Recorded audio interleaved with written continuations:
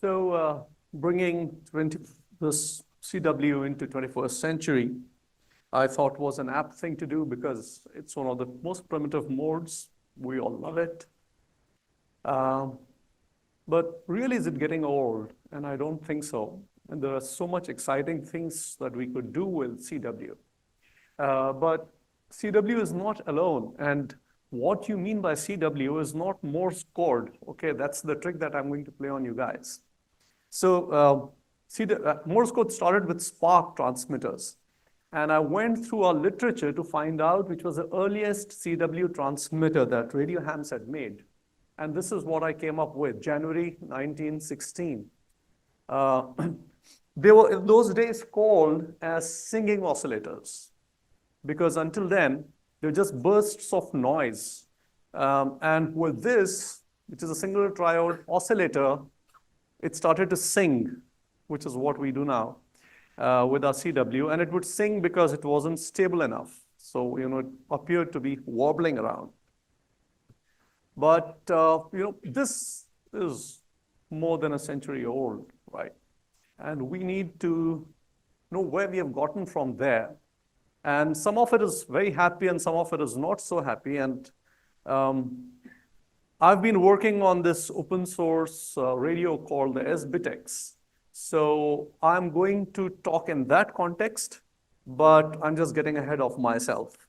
So I asked the question of where we are now and what do we demand as QRP CW operators. And some of the evolution is here. So this image of W7ZOI is from the 70s handbook. And this was the most amazing thing that I found in that handbook, which is he had something which he could literally put into his pocket. And he was operating CW, and he was out in the field, which many of us would like to do, even if we can't do that. And that particular radio, there's a close-up of this, which you can see down there. So that's actually the micro mountaineer. And within this, you see a lot of technology which did not exist before. For example, direct conversion radios. I mean, my cell phone right now is a direct conversion radio. And this is due to radio hams. So this is one of the smallest direct conversion radios which existed at that time. And this is just about 2 or 3 years after he had invented the direct conversion radio, so to say. But if you see on the right is the Delta Romeo 5X, one of the big, most famous HFCW stations. And you see the sort of complexity that it brings together now. So CW has actually become extremely complex. So how do you reduce this complexity? Do you require this complexity? And if you do require this complexity, how do you integrate all this stuff in? That's actually what we are going to talk today. And what are the challenges of building radios for the 21st century CW? So the ideal CW rig should be self-built, of course, right? It should be small. It should be a field radio, which is less than a kg, so that you can, a kilo or 2 pounds, which you can carry with you. It shouldn't take more than $100 to build without any expensive test equipments. Now, what follows this are a little controversial, but let me just take them one thing at a time. So when you say self-built, it has to be simple enough, right? That's the most important thing, that if you have a circuit diagram, it spills over 7 or 8 pages. It's very complicated. It requires extremely precise tuning up of stuff. You're not going to do it, right? You're going to move on. And by small, we also mean that it has to be understandable, that you should be able to understand what's going on with it so that you can fix it. Okay, but I don't know whether I'll have to return my QRP Hall of Fame certificate here, but I'm sticking for 20 watts, okay? The reason is this. We all love to operate QRP, but there are times when the going gets tough, okay, especially in portable operations. So what happens is that, oh, by the way, this is my portable station. I'll actually show all of it to you. But essentially, I managed to get a nice fishing rod, and this basically comes up to about 8 feet. right? And just lash it to something. This is the midpoint of my end fed. My end fed is here. In fact, let me lay out my wires here. So, and this actually is the radio that I'm talking about. You've probably seen it in your FDIM proceedings, but that's the radio. It's just 3 inches by 3 inches by about 1.5 inches. I can hold it in my hand. So that's the radio. And all I need with this is actually my end fed. It's on a perf board. So this is it, right? That's my radio. This is all there is to my radio.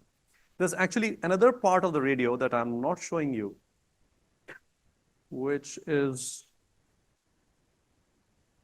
my phone, but we'll come to that. So the reason why I'm saying 20 watts is that this is a compromised antenna. Okay, it's a compromised antenna because it doesn't have the height. It's probably, SWR is down, radiation resistance is high. It could be many things. Now, in that case, because the band noise is so high, it doesn't matter on the receive. You still think that it's a very well working setup because you can hear other person, but you don't know why you are not getting out. You're not getting out because from your 5 watts output, what effectively goes out is about 500 milliwatts. So at those times, you have to crank up this, your power. So you may be operating QRP, but always have a little bit of juice with you. That's, what I've figured out from my operations. Okay, I don't know how Adam manages it with half a watt, but, Okay, second thing is that this radio is also my base station now. Okay, it's base station, and the way it becomes a base station is, by the way, it sports double OLED displays, but they're very small. But I can actually connect a big HDMI monitor into this, and it becomes a full-fledged SDR, and I'll show you how that happens. So the same thing scales, and because it's 20 watts, when I'm working base station, I can just up the power level. It has to be noiseless, without relays, and this is what I've been spoiled with.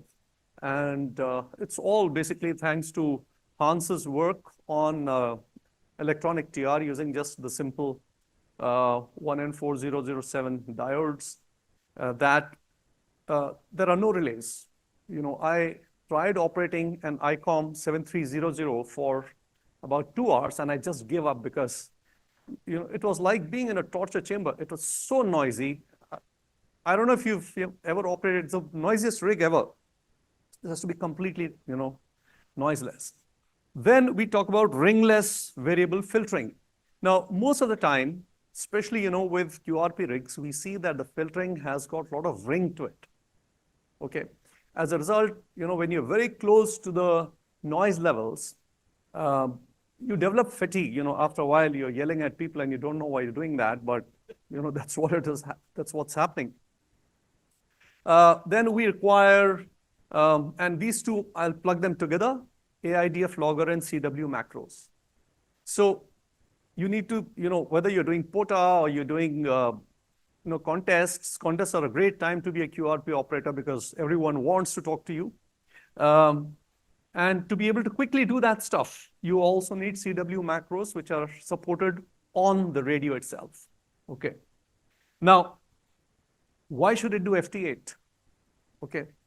That's important because FT8 is continuous wave. So, that's the trick that I'm talking about here. But, there's far more activity on FT8 than any other mode. And if you're out in the field or, if you're operating at odd times of the day, which I do, the CW net is not always on, your CW gang is not around. So what do? You still need to make some contacts. You don't even know whether your radio is working or not. Frankly speaking, that's my big anxiety when I, switch on a radio at some place. So if FT8 works, then I know that it works. 2 days ago, I was with a cousin in Chicago, and I put my radio out, and I thought that the band was dead because there was a solar flare on, right?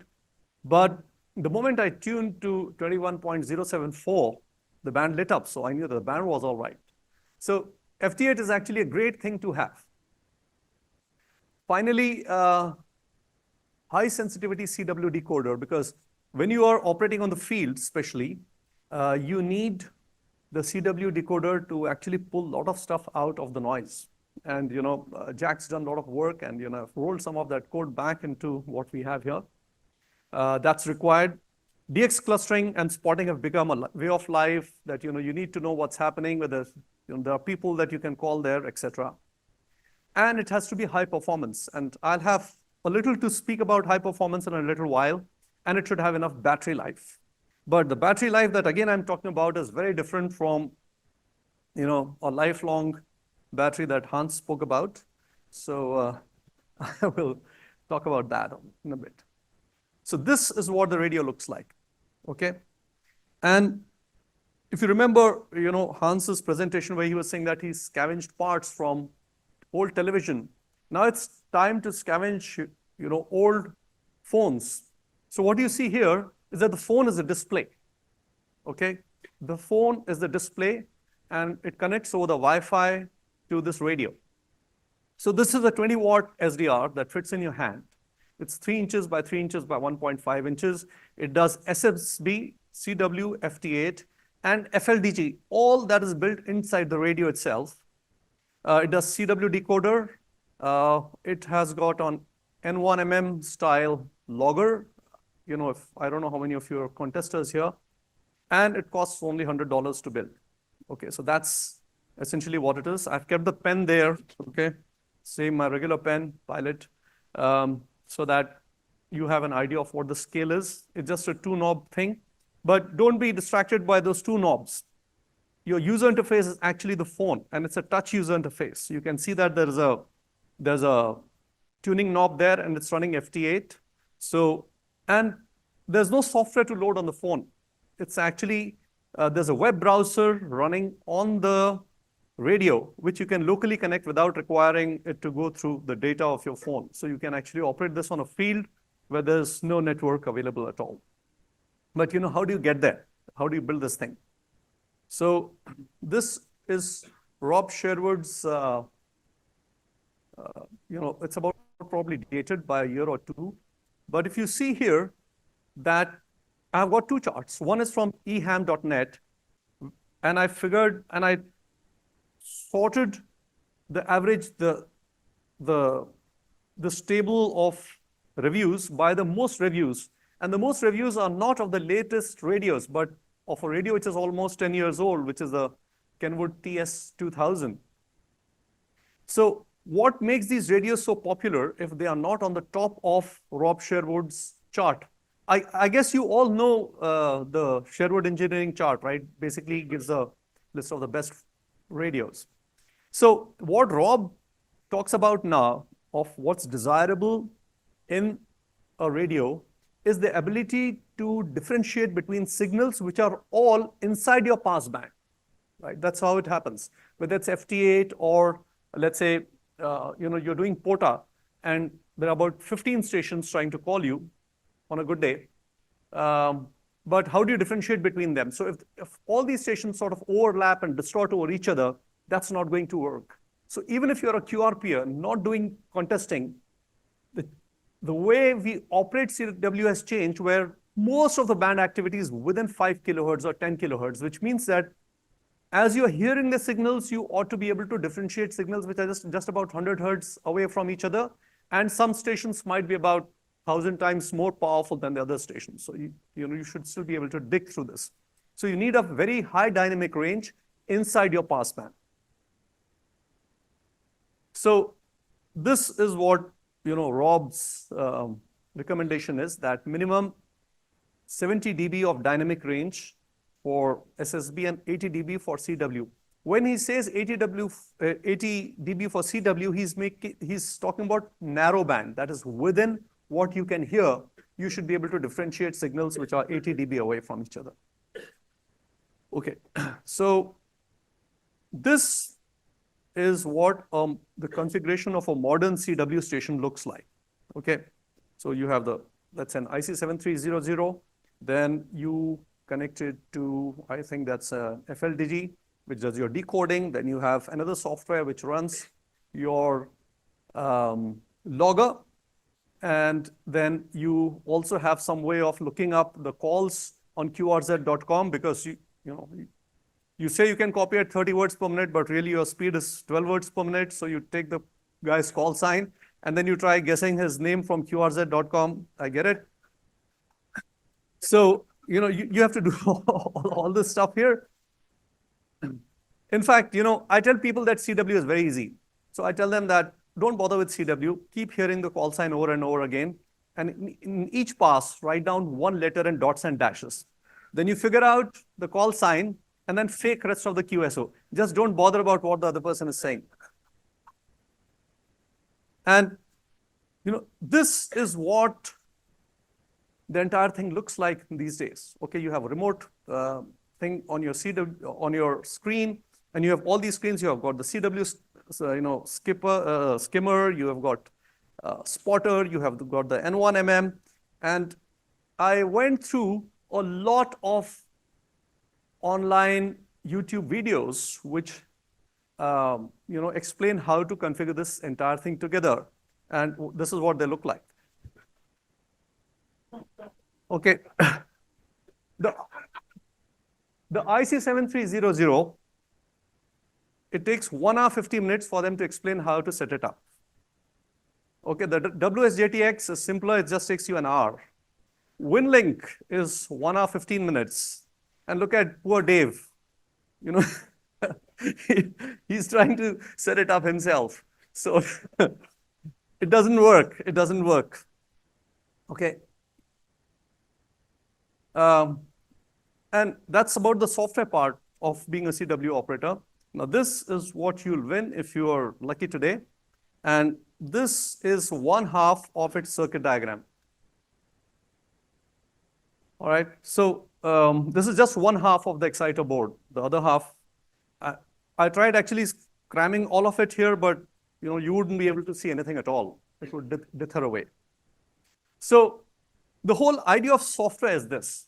Okay, and software-defined radios is this, and this is how I'm selling it to you guys, is that because a lot of stuff is done in software, firstly, it weighs nothing to implement this in software.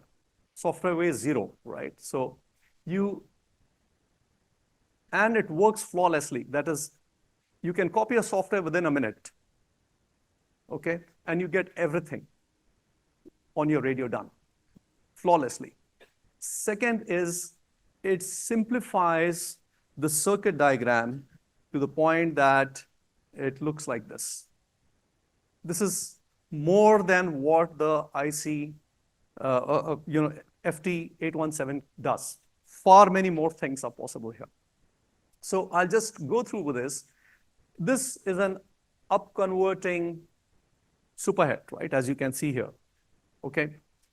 So point number 1 is the intermediate frequency is 40 megahertz, right? So your image is 40 megahertz plus, and you can eliminate it by just using a low-pass filter, which is what you see here on the top right. Now, so once you have eliminated the image, now there are two things here. One is it's a low-pass filter, which means you don't have to tune it, which means you don't have to fiddle around with the nano VNA. I don't know how many people can use the nano VNA. I couldn't use it at all. It's too complex, pun not intended. It's got all complex stuff in it, which I don't understand. Okay, so you down convert to 30 mega, 40, or rather up convert to 40 megahertz, and there's a post-mix IF amplifier. Now, a regular superhet has AGC, right? And in order for the AGC to work, to be able to vary the gain, you have to have an IF amplifier which actually can up and down the gain. But if you're doing your AGC in software, you eliminate the entire IF amplifier itself. So which is why you see from the crystal filter, it's directly going to what we call as a detector here. So it's as simple as that. And actually, like in the old days, you can count the number of transistors here. So the transistors which are in the signal line are just 1, 2, 3, 4. That's it. There are just 4 transistors from antenna to the receiver.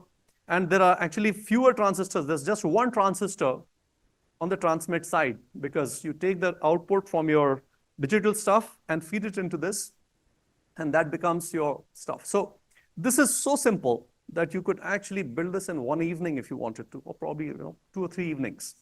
And this will do CW, FT8, SSB, AM, FM, anything that you can figure out. It's going to give you a waterfall of about 25 kilohertz, which is fairly good enough. Now, and I've used an SI5351 for the local oscillator and the BFO. The BFO is a bit of a misnomer here, because what's coming out of the second mixer is actually an IF, which is an audio range. It's an IF which is centered around 25 kilohertz. So it's, plus minus 25 kilohertz, from 37 kilohertz to 12 kilohertz. That's the IF.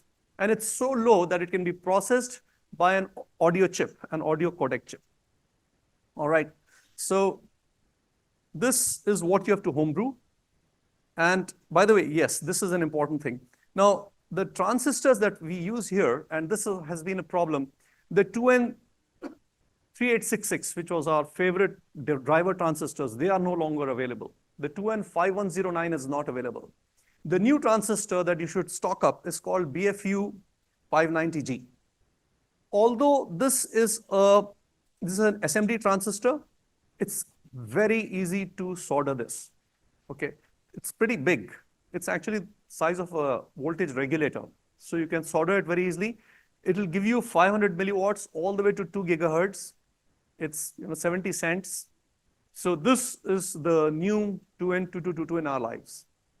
The only problem is you can't give it 12 volts. By the way, oh, sorry, I completely forgot this. One implication of this circuit diagram, by the way, is it works on 5 volts. One of the things we have to do as homebrewers is to move away from 12 to 5 volts, because now 5 volts is available everywhere, not 12 volts. Because of those USB chargers, phone chargers, you get power banks which are 5 volts, which are really, simple stuff. So this is what the implementation looks like. It's a 3 inches by 3 inches board, and there's a low pass filter. You can see the 2 IF amplifiers. I used surface mounted crystals in this, but they are fairly big crystals. They're very easy to solder. I've soldered this all with a regular 25 watts soldering iron. So it's fairly simple to build stuff. And this is the power amplifier. And you see that this is actually more elaborate than the exciter part that I showed to you. So if you see the top left part, which is where the actual power amplifier is, you could just build this much and leave the rest away. Okay, you could use relays to do rest of it, but I just went overboard with this, and this was an important part. On the right-hand side, you'll see that there's an SWR bridge. There is an electronic TR on the bottom layer, which basically, is a TR switch, but it's a DP-DT TR switch implemented in with electronics. There's a small detail here which you will see on the current balloon. So when you basically split this into 2 boards, especially if you're having a digital electronics all around, it's always a good idea to have a current balloon. So that's the current balloon here. And so that's the implementation of the power amplifier. And this is all stacked up here. I have a radio here, which you can see on the club night as well. And tonight too, I'll fire it up for you guys. And this here is the digital board, okay? Now, here, instead of an Arduino or TNZ, we are using a Raspberry Pi. Raspberry Pi Zero. Raspberry Pi Zero is the size of a gum stick. Okay, it costs $15. But it is a 4-core CPU. And by that, what I mean is, if an Arduino was a toy car, this is what the Raspberry Pi looks like. Okay, just in sheer terms of the amount of stuff it can carry and the speed stuff. I mean, I have actually calculated this. The Raspberry Pi would be 4 large jets full of cargo going at 300 miles per hour if your Raspberry Pi was a toy radio control car. So just back to this, it has got a 24-bit codec, and it's very difficult to solder, by the way. Okay, So is the SI5351. But we have a gift for you guys. I've got this entire thing soldered, tested, SI5351 and the WM8731 codecs available for you guys to play with this. And shortly they'll be distributed to you. People will come around to you. One per person. Don't put your hand in the cookie jar for too long. So this was the original one, but what you'll get now is the fully tested boards. So we're giving it to all of you guys. And if you guys are not going to use it, just pass it on to others who can, play around with this. But my idea was to encourage you all to move to 64-bit processing, which has got a lot of power in it, so that our radios could actually be simpler, right? This entire stack of software has all been worked out now. Okay, so this is essentially what the block diagram is like, which is there's a power amplifier with low-pass filters for all bands from 80 to 10. And the blue part is the software part of it, okay? It can take either a full screen, 40-inch display, or it could take a 2-line display. It's got controls on it. It's got a real-time clock. It's got SWR. Okay, so that's essentially the parts. Now, just a quick look of how the software works, okay? And one of our goals here was to make this SDR as simple as one could. So for those of you who like to code, I'm just going to step through this for about 10, 15 minutes, not even 10 minutes, 5 minutes max, okay? So the others can tune out. So what you do is, you see that two-tone waveform on the top left, right? So these come as digitized values, which you see on the table on the top. So we call them bins. And each one marks a time period. So you see that from +3 it goes to +5, then it comes to minus, and then basically they are values which if you plot on a piece of paper will become that waveform. So you digitize it. Then you run something called FFT, which is a magic module of software, which converts this stuff into a spectrum. So what you see on the second layer is all zeros, except that at 25 kilohertz and 26 kilohertz, where the two tones were, you see the energy which is there, which is 2020. And a bit of it might also spill over to 27-bit, bin 27 or bin 24. But essentially, those are the signals that you want, right? So filtering in SDR is once you convert it into frequencies, your signal, you zero out all the frequencies that you don't want. Okay, essentially, that's what you do. And once you have done that, from the spectrum, you do a reverse FFT and you convert this back into audio. You can also slide the frequencies down. So if you see that this 26 kilohertz signal, which is what you wanted to hear as a 1 kilohertz signal, you just shift them around. You rotate the bits around, which is what is happening in the last one. So it's just about 7 or 8 lines of code, really, to get SSB or CW going. It's as simple as that. And then you do a reverse FFT and you get your 1 kilohertz signal back. When you want to transmit, it's the other way around, which is you take this 1 kilohertz signal, which is there in the bottom, run an FFT, it becomes a spectrum display. You shift the spectrum display, right, which is what you're doing with those arrows that are flying back and forth. And you zero everything else. You wouldn't have to do that on CW, but for upper sideband, the lower sideband goes away. And then you do an inverse FFT, and you get your signal back. So it's just a couple of lines of code, as long as you don't bother about what happens inside the FFT. You just use the FFT as a black box. So once you have this really simple approach to SDR going, then you can keep building stuff on top of that. That is, you say, okay, the tone goes on and off, and that's how I send Morse code. And then once you have the ability to on and off the tone, then you can send letters, then you can send macros, etc. So this is what a commercial today's CW setup looks like, right? So first you have discrete sampling radio, which means, it basically samples the RF spectrum, and then it converts this into digital stuff for which you need FPGAs. FPGAs have about 144 solder points, and none of them are actually accessible by a soldering iron. It's really odd. And on top of it, you have a closed source 32-bit process, which actually does the SDR, right? And that gives you USB, FM, AM, CW, everything else. So you require audio cables to basically get them onto the next layer, which is onto your PC.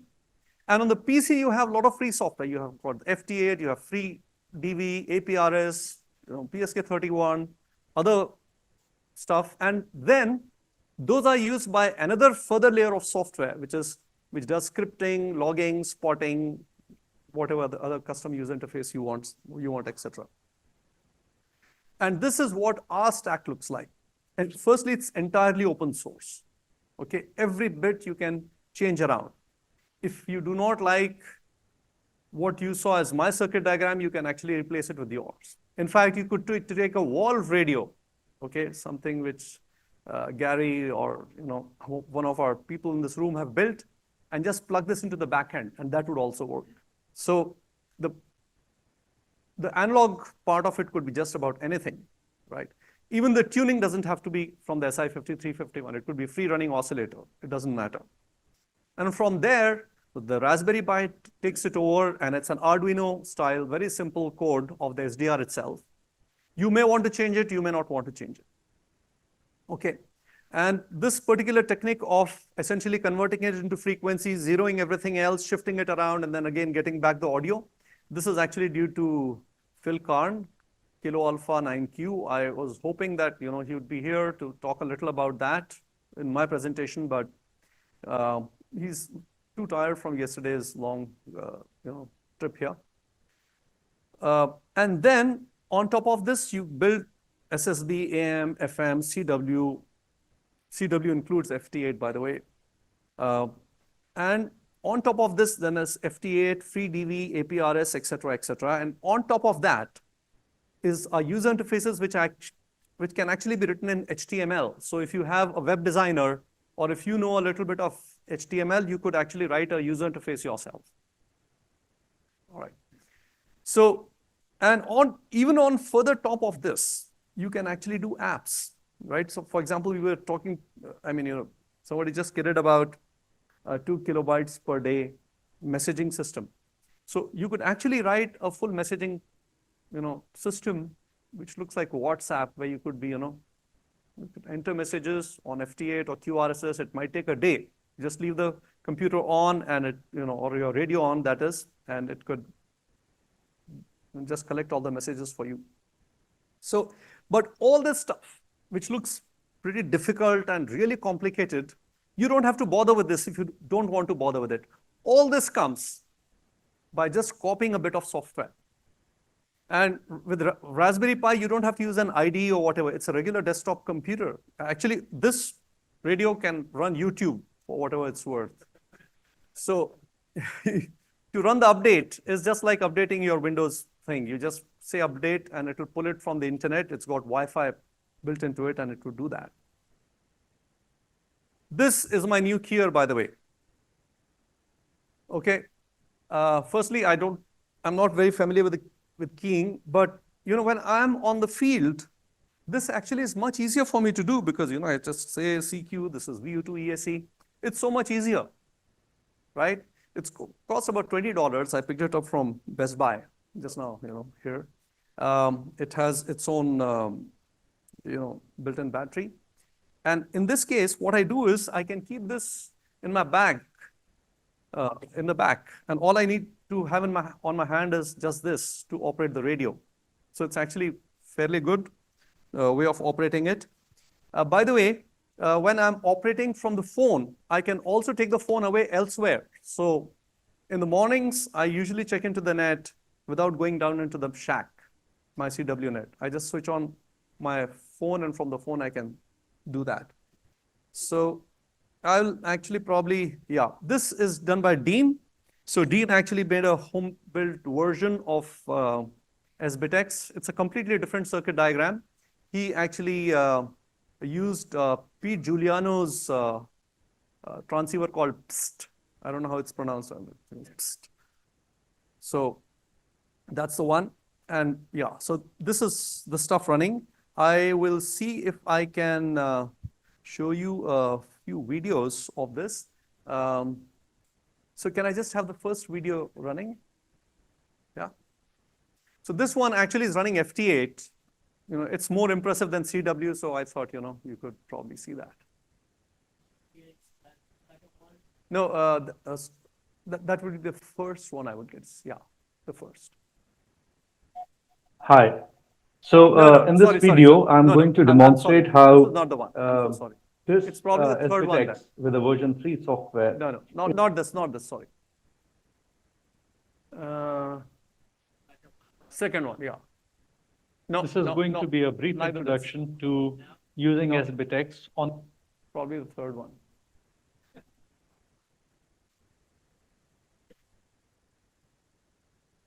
Hi. Oh, I'm sorry. I don't think that made it at all. So, well, all right. I'll tell you what. These are it's the same software running, right? It's just running on a bigger screen, and the same thing actually comes on the phone itself. So we can probably go with this, right? We can go with this, but I think there's a queue to where it works. Here, I'm going to demonstrate how this zBitx with the version 3 software to that point is really a dream machine for CW. And I don't say this lightly. There are a lot of features which I, as a QRP CW operator, have been demanding of a radio. And those are all in here. So this is already pre-configured in a little ways. In the sense, that's there. Yeah.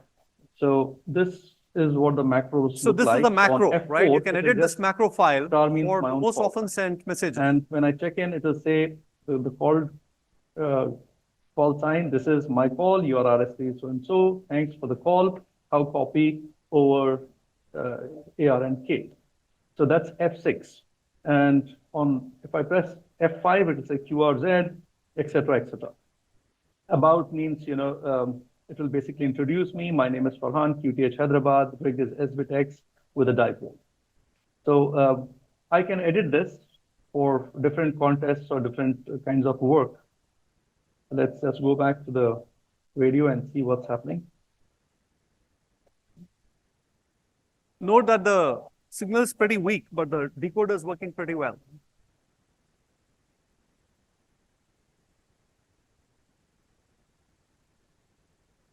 The SWR bridge is busted, so you'll see that it's 0.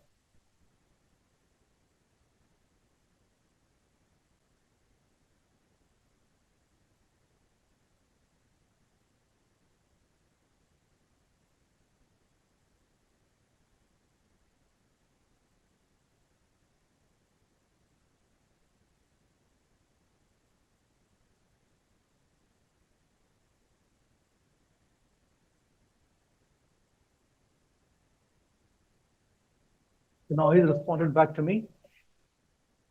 And he's about 5 and 7 today. So that's my logger up there on the top. 5, the net control is VU2ESE, and he's 5 and 7.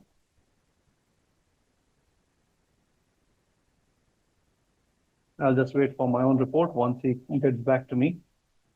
He's also talking to Sebastian. So there's a soft keyboard on this, which will come on your phone as well. Probably on you can type.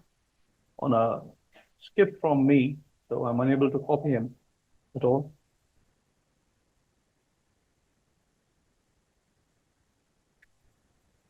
Very weak signal.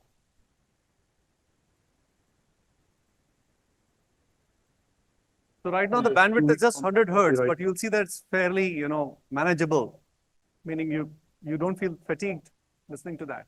Even Ganesh's, the net control is fading now, but I hope to be able to finish the contact with him.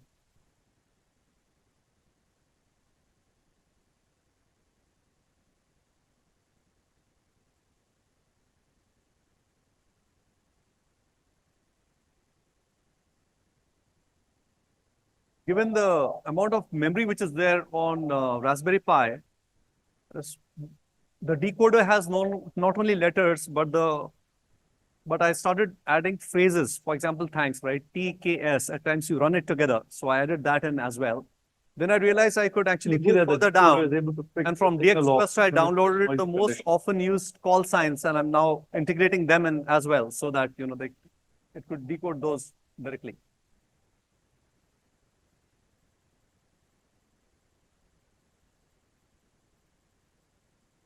Now he's gotten back to me. And either I can type here, or I can just press check-in, and it will do all the check-in.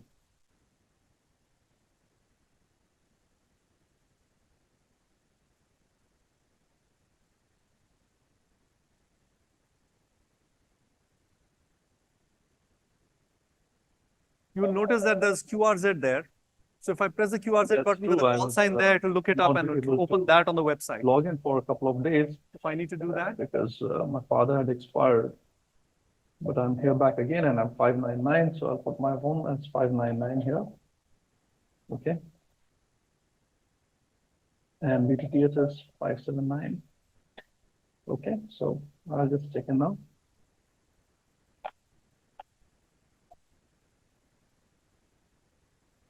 So anyhow, so it's basically now generating the entire macro with my call sign, et cetera, et cetera. That's one part of it. The other part of it is now my logbook entry is complete. I just have to press the log button and it will log that. 579 from here. Yeah, you could stop this one. Yeah, thanks. So now all this functionality is already built into the software. So you don't have to configure anything as long as you just put in your call sign and your location grid. Rest of the entire software just works on its own. So that's the big advantage, that you don't have to write the software. And a lot of this, for example, the filtering, the automatic gain control, none of that you have to build onto your simple rigs. So instead of looking at SDRs as a very complicated thing, which is beyond what a homebrewer can do, I'm arguing that your primitive radios, by primitive I mean simple radios, can actually become extremely useful and functional by adding the software back into it. And as I demonstrated here, what we build it with is a superhead. So you don't even have to look at new architectures. The old analog techniques will still work just the same. So yeah, can you just put back the, yeah. PowerPoint, yeah. Okay, so this, I guess you all have already got the boards. And this is the zBitx hat. This is all you need here. And the documentation for this, I mean, I just got it out about a couple of hours before I left my town. So the documentation will add up here on the GitHub in the coming days. More than me adding up to it, I hope that some of you will be encouraged to write more software for the hat. And okay, so how do you actually start using this, right? So first thing is join the BitX 20 group, in which there are a lot of people who've been hacking this software. And then you actually start from the digital end first. You get this zBitx going, okay, boot up the zBitx hat, connect it to a Raspberry Pi 0. I would actually not recommend a 0 to begin with. Use a regular Raspberry Pi, a Raspberry Pi 4 or something. And once that works, the audio part of it is working. You can play some music through that. And the SI5351 is working. You can program that to generate whatever frequency you want. Once you've done that, then you do the filters first. Once the filters are done, then the IF amplifier. Mixers are just ADU1 mixers. Or if you actually have a regular, a homebrew radio or any other radio for that matter, for example, the QCX, you can actually add this as a backend to that. And then you get out on the RX. And at that time, you actually have to wait. Listen to your radio, enjoy it, figure out how the software works. And then you build the power amplifier first with just toggle switches. Okay, don't bother to build the entire thing at once, but just one thing at a time. get your first contact out, then the transmit receive, and then you can keep adding the low pass filters for rest of the bands as well. So if actually you take it 1 week at a time, one stage at a time, in a couple of months, you could actually have a radio which has got more features than the most expensive radios, really speaking. The power of software is that to replicate those features takes no time at all and not much of effort because it's already there, packaged, debugged.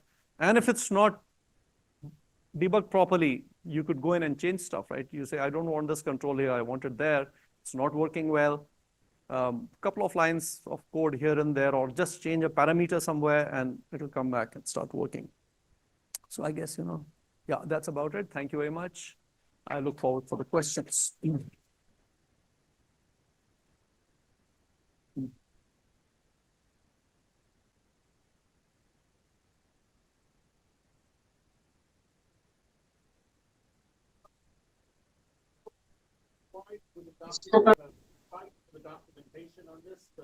It's there on your errata, by the way.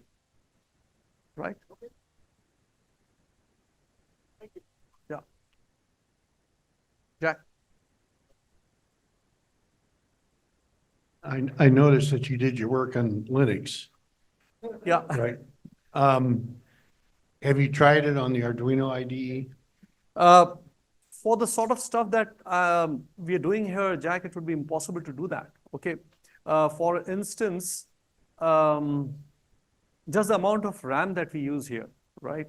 Or the sort of user interface. Now, the user interface is actually written in HTML, which runs a small web server inside our app, Okay. right? So that sort of stuff will become very difficult to do.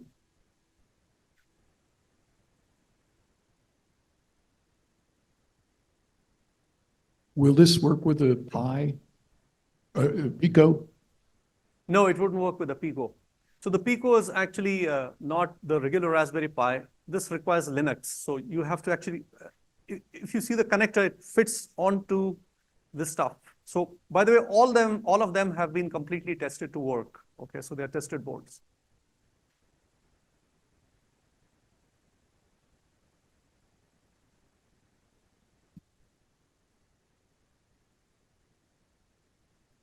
Hey, Farhan, I have a zBitx Right. 2, haven't done anything to get it to 3. I haven't had issues with it. But one thing that I've noticed with the software is that we're almost right away, we're starting to fragment some of that, where people are not pulling code out of GitHub, making changes, getting those submitted back into Yeah. the main. Everybody's pulling their own version off, changing user interfaces Right. or whatever. And we're not getting the benefit of having all of these coders out there. And I'm just wondering if you've got some ideas how we might get this fixed in the future. It just seems to be troublesome. Yeah, so thanks. I think it's a great question. There's a long story to this. There's a long background story to this. And probably part of it I couldn't talk about it earlier, but what had happened is we had gotten a whole group of everybody who was contributing the code together. And a radio ham who worked as a product manager at Apple agreed to manage us all, okay, and be the benevolent dictator of zBitx. But unfortunately, he pulled out just 2 months ago. So by the time we set ourselves up as a team, he was gone, right? Which is why you see that there haven't been a lot of updates in the last 2 or 3 months. Although I have a lot of stuff already, in the works. We've got free DV, done on it. We've got AM mode done on it. By the way, this is the advantage of not zBitx, any software-defined radio. That is, instead of it depreciating over and deprecating over years, it actually becomes more and more powerful, right? For example, the FTA did not work very well. Now it works pretty well. Now we've got AM going, okay? I hope to get NBFM going because my interest is to use it with transporters and, work the satellites. or even check into the local FM repeater. So that's one of my own personal projects. But I haven't found people who would be able to test it and give it out to me. For instance, the keyer had some problems. By the way, all open source people, if you come to the our mailing list, you'll see that there are far more people complaining than complimenting, because that's the nature of open source, right? That unless people complain about it, it doesn't get fixed. So I have given this update about 2 weeks ago. I don't know whether you remember that I said, there's an update and please, someone test it out and give it back to me. I haven't got a single, person writing back to me that I've tested it and whether it worked or it didn't work, right? So the software will get better the more you complain. Okay, it's complete opposite of what the commercial software is all about. You just want to hush everything down, etc. But this actually works in exactly the opposite direction. And what had also happened, and I'm being very blunt here, although I don't want to make it into commercial spiel here, is that the zBitx has been having hardware problems for a while. Okay, these problems have gone away since about December, with the V3 coming out of the circuit diagram, and we have given out update kits to everybody to change the components, etc. So it was only when the hardware got stabilized that we shifted our focus to software. I've only been working at the software end of it, and actually there's a lot of stuff which is here in this now, which needs to push back onto it. So if you actually pull the GitHub, you'll see there's a branch called Farhan Dev, and that branch actually has a lot of new features which are missing from the main branch. But I'm just waiting for people to say that it's all right, which I doubt it is, but to say what doesn't work so that I can go back and fix it. It's like somebody else proofreading what you've written, right? People who write tend to have complete blindness to their own bugs. So that's where it is. Yeah. Is the 2 slides back, you had a GitHub link for the software? Yeah. Is that in the documentation? Yes. Sir? Okay, thanks. That's